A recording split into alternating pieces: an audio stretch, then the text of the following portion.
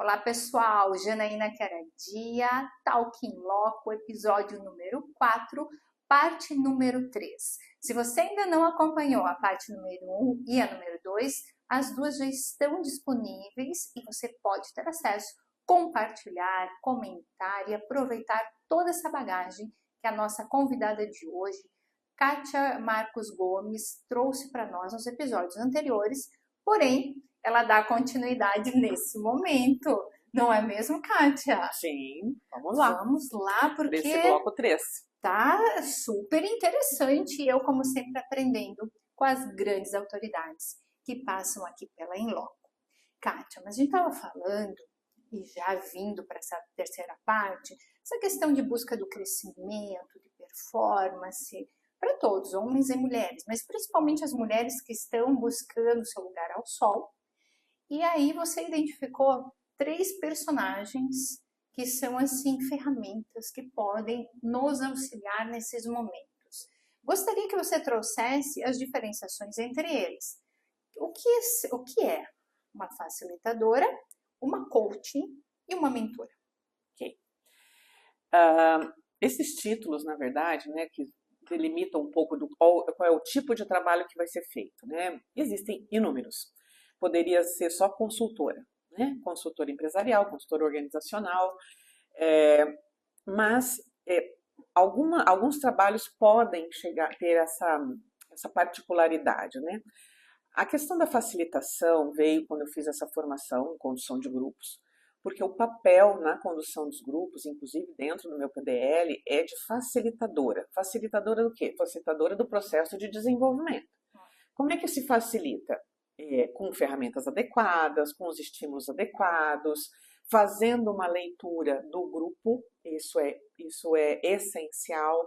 Então, a facilitadora tem esse papel, né? Eu não sou professora, eu não sou instrutora, por conta do tipo de programa que eu estou fazendo, que é um programa de desenvolvimento comportamental. Então, como eu falei, né, essa melhoria, essa mudança, essas escolhas, elas vão ser desse comportamento que vai me facilitar, que vai me levar para uma outra cadeira, que vai me ajudar na minha carreira, enfim, as competências que eu preciso, as soft skills, né, as competências comportamentais que eu preciso para isso, é o meu meio de trabalho. A facilitação é a forma como eu conduzo esse grupo, fazendo a leitura do grupo. Sim. Assim como também quando é um cliente individual. O coaching, ele tem como, a minha formação, ela tem dentro do método socrático, então o coaching tem como base a boa pergunta, né? Então, o processo de coaching bem feito, ele não entrega nenhuma solução, ele faz perguntas potentes, perguntas inteligentes, perguntas como Sócrates fazia lá atrás, né? Então, assim, é esse método que é o da minha formação. A mentoria, ela é a expertise que eu fui obtendo, né, através do trabalho que eu fiz, das experiências que eu vivi, das pessoas que passaram pela minha vida, das histórias que eu estive presente.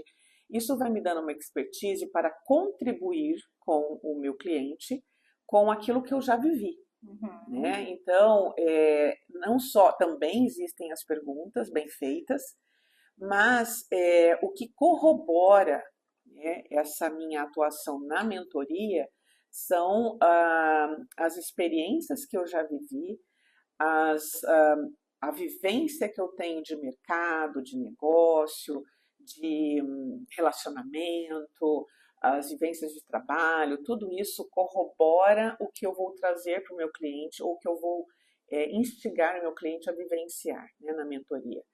Então, a mentoria, ela também não entrega respostas, mas a minha experiência e a minha rede, as pessoas que eu já conheci, né, os contatos que eu já fiz, isso fica de referência para o meu cliente, porque ele também pode ter um caminho assim, pode acionar a rede. Como é que eu acionei rede e foi bom para mim? Sim.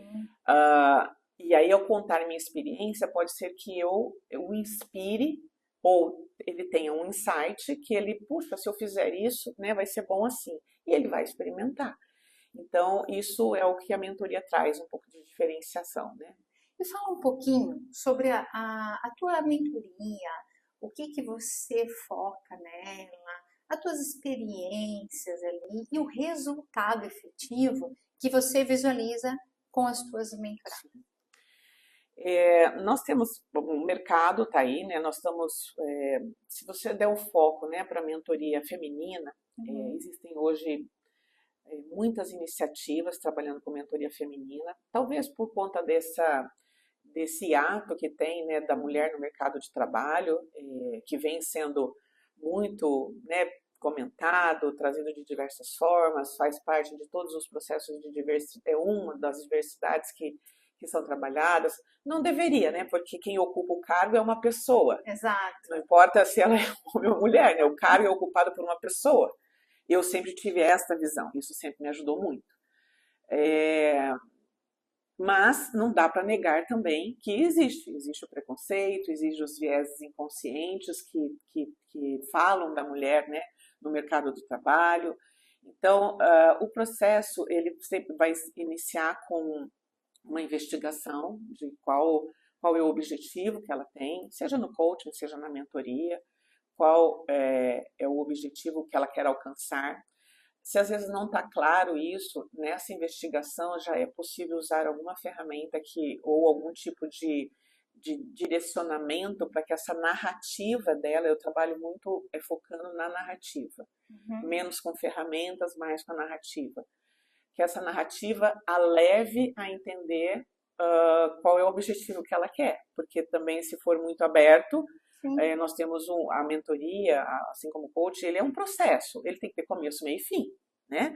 Pode ter revisão, pode ter de tempos em tempos uma sessão que tem um problema específico, queira ser tratado, ok, mas ele é um processo de começo, meio e fim, porque ele implica em um objetivo, a descoberta, né, das suas possibilidades, um plano de ação e a execução dessas ações. E aí as sessões vão sendo para validar, para avaliar e validar as ações que vão sendo feitas para que o objetivo seja atingido.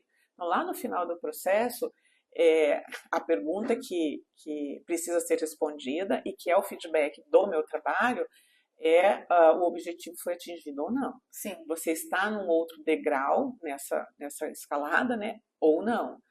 Como é que esse cliente, né, essa cliente viu esse processo, né, de sair do ponto A para ir para o ponto B. Então, sempre é isso. O ponto A está aqui, qual é o ponto B que você quer chegar? Qual é a trajetória que a gente vai seguir? Quais são as possibilidades? E aqui vale desde uma análise SWOT, né, pontos fortes, pontos fracos, possibilidades e ameaças, mesmo para o indivíduo, uma roda da vida, ou só uma narrativa, né, do que enxerga de possibilidades, como é que é essa história, fazer uma linha de tempo, de história de vida, um plano de ação, o que é possível, e como é um processo de começo, meio e fim, esse plano de ação ele pode comportar ações de curto, médio e longo prazo. No processo, normalmente, a gente consegue fazer ações de curto e de médio prazo. Né, mas ela sai com um plano de ação para dar continuidade no seu processo de desenvolvimento. Escrever, né, isso, daí independente do tipo de frame ou de formulário que vai ser utilizado,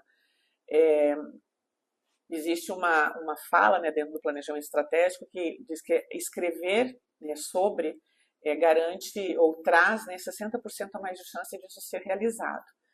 Eu falo que escreva a lápis, né? Porque o nosso processo de transformação, voltando um pouquinho do que a gente tinha falado, a nossa história não foi escrita na pedra, né? A nossa história pode ser reescrita, pode ser ter outra página, pode ser corrigida, né? Então fazer isso, o plano de ação. Então a gente fala, eu sempre brinco, nem escreva a lápis, porque qual é o cenário que está hoje? Qual é o cenário que vai estar amanhã, né? E aí vai muito no processo, levar a esse entendimento, né? Desse teu funcionamento, nesse teu cenário. Tá? Às vezes tem meta, por exemplo, tem um objetivo que essa mentora, ou esse mentorado, ou quer atingir, que não cabe naquela organização que ela está. Exatamente. Então, tem uma mudança ali de, peraí, então a gente não está falando mais só disso, nós estamos falando de um processo de transição, de mudança, né? Então, talvez isso pode chegar a ser identificado. Então, é muito dinâmico, né, o processo, ele não é algo que está, por mais que tenha método, a expertise de quem está conduzindo é essa, de fazer a leitura de para onde o processo está indo, né? Para ir fazendo esses ajustes e se atingir um objetivo que eleve essa pessoa, né, minimamente desse ponto A para esse ponto B. O ponto B pode até mudar de lugar, né? Sim. Mas ela tem que estar chegando em algum lugar. E é difícil porque às vezes a gente não quer se desapegar de algo que você gosta também. Sim. Né? Você passou anos ali e você gosta, só que agora vem a oportunidade para você efetivamente buscar o cumprimento ou o teu propósito, a tua missão de vida e concretizar aquilo. Às vezes é difícil você se desagarrar daquilo ali e buscar, mas é necessário para você poder atingir também esse teu objetivo, né? Que uma curiosidade, Kátia, a idade das tuas mentorandas ou dos teus mentorandos, em regra, é mais no início das suas atividades profissionais ou ali pela metade? Não tem uma regra. Normalmente, essas necessidades, elas aparecem quando entra no mercado de trabalho, né? Óbvio que hoje a gente tem com um cenário, uma realidade, nós chegamos a ter 4 gerações trabalhando juntas, né? Então, esse é um cenário relativamente novo para todas as organizações, né? E nós temos muitas vezes pessoas da geração Z, ou, né, sendo líderes de pessoas de uma geração, de 2 gerações anteriores. Então, quem nos procura? Geralmente depois de entrar no mercado do trabalho, quando identifica que ou, né, começa a fazer o caminho do bezerro, que eu falo, né, que eu fico rodando em círculos, ou quer um crescimento, ou recebeu um feedback e esse feedback trouxe, nossa, eu preciso fazer alguma coisa. As empresas que têm, empresas maiores, que têm uma organização de processos um pouco maior, trabalham com PDI, né, com plano de desenvolvimento individual, muitas vezes na avaliação de desempenho ou no feedback recebe, precisa melhorar isso, ou conhecer aquilo, ou se desenvolver nisso, e aí uma das formas é buscar o processo individual. E aí tem, então, desde esse início de carreira, será que é isso mesmo que eu quero? Às vezes tem uma ascensão muito rápida e o processo de crescimento não acompanhou o processo de desenvolvimento, né? Mas talvez o período de maior angústias e necessidades acontece também ali, né? Quando você está na meia-idade, né? A vida adulta já se mostrou, já se consolidou, e o que mais? Né? Então, isso também tem. E pessoas também que muitas vezes estão prestes a se aposentar ou a sair ou deixar aquela carreira que, né, teve uma vida, mas tem muita energia, tem muita vontade, e para onde que eu vou, como é que eu faço, né? Então, não vou dizer que tem uma regra, tá? O mercado de trabalho, dependendo do cenário, da função que se ocupa, do nível de exigência, do teu nível de consciência, do teu processo, né, que o teu processo de desenvolvimento é você que é o dono. Então, eu atendo de diversas faixas etárias aí, independente do que... Não tem uma regra. Não tem uma regra para mim, porque não. Visões diferenciadas, indagações diferenciadas e fases de vidas diferenciadas, né, Kátia? Mas a gente percebe uma satisfação muito grande em você, em poder estar trabalhando, em poder contribuir com toda a tua bagagem profissional, de conhecimento, doutrinária, de vida, para que haja realmente uma transformação na vida das pessoas.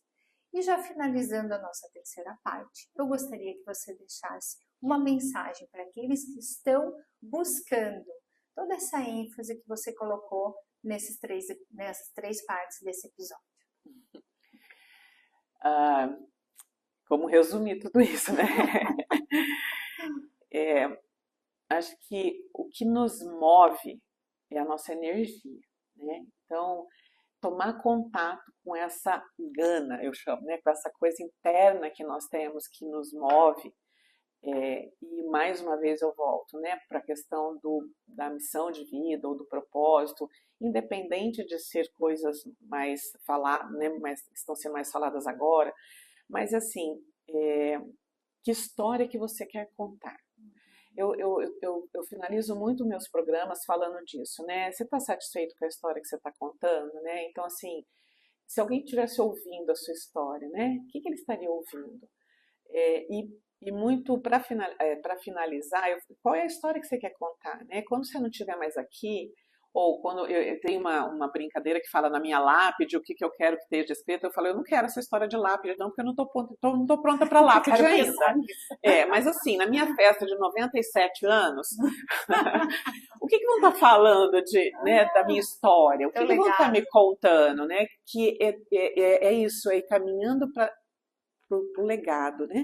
Hoje isso está muito próximo, mais próximo de mim, eu tenho tomado muito contato com o meu legado pelas histórias que eu escuto de profissionais que passaram pela minha vida e que 5 anos, 10 anos, 20 anos depois, né, passam de novo e contam, puxa, olha, você falou tal coisa naquele treinamento, ou na minha seleção você falou X coisa e eu trago comigo até hoje, ó, você usou um filme de cinema num treinamento e aquilo, olha, eu usei isso já, sabe? Coisas que você vai vendo, que você vai construindo e a história que você vai contando e que as pessoas vão, isso te satisfaz, né? Isso te dá a sensação de essa passagem por aqui foi boa. Então, acho que cuidar disso, que tudo que você faz hoje, vamos imaginar, você sai da faculdade com 22, ou não necessariamente hoje precisa fazer faculdade, né? Mas você entra ali no mercado de trabalho cada vez mais cedo, enfim, seja na faixa dos 20, dos 30, dos 40, dos 50, você está, cada ação sua, ela está construindo o que você vai deixar lá na frente, o legado. Então, aquilo que eu falo muito para quem está no início, isso que uma decisão que você tem que tomar, essa decisão, ela vai fazer parte da tua história, né? Essa escolha por esse caminho, essa escolha, o teu processo aqui, o teu desenvolvimento, a tua forma de se comunicar, a tua forma de ver o mundo, o jeito que você cuida cuida de você, né? Das tuas saúdes todas, né? Tudo isso vai contar quem você é. Então, acho que cuidar um pouco disso, né? A minha mensagem ficaria disso, né? Como é que você está cuidando disso que um dia vai ser o seu legado, né? Vai ser algo que pode ser consultado, algo que pode ser contado, né? Então, como é que é isso? Como é que você está cuidando disso hoje? Independente se você está com 20, se você está com 30, 40 ou 50, né? Sempre a gente está, enquanto estivermos aqui, nós estamos prontos para cuidar disso, né? Às vezes o processo de autoconhecimento começa lá na terceira idade, na melhor idade, né, como dizem. Às vezes começa lá, puxa, descobrir potencialidades. Mas eu não usei. Ok, aqui, né, o passado está aqui, ele vai ficar aqui no museuzinho e tal, mas ele só serve para ser consultado, ele não pode mais te acompanhar agora, sim, né? Então, cuidar disso, cuidar desse processo. Muito legal, Kátia, quero te agradecer pela participação, pela tua disponibilidade. Estou muito feliz de estar aqui em Londrina, de ter te conhecido hoje. Quantas reflexões, quanto aprendizado e quanto olhar para si nessas 3 partes desse episódio contigo aqui na Inloco. E tenho certeza que vai contribuir para muitas pessoas que nos acompanham, para eles buscarem desenvolver a resposta que você criou agora no final. Qual é a história que você está contando? E qual é o legado que você vai deixar?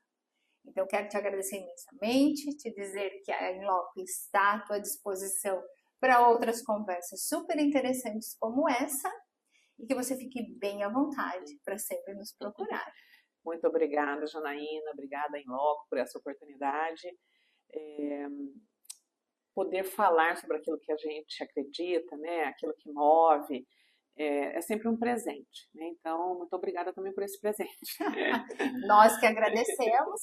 E nós vamos agora finalizando aqui, pessoal, a parte número 3 do episódio número 4 da Talk in Loco. Se vocês não acompanharam a parte número 1 e a número 2, ela está disponível. E a gente encerra agora te desafiando a trazer a resposta, ou pelo menos a reflexão, para os questionamentos que a Kátia acabou de nos colocar. Qual é a história que você está construindo e qual o legado que você vai deixar. Até mais, pessoal!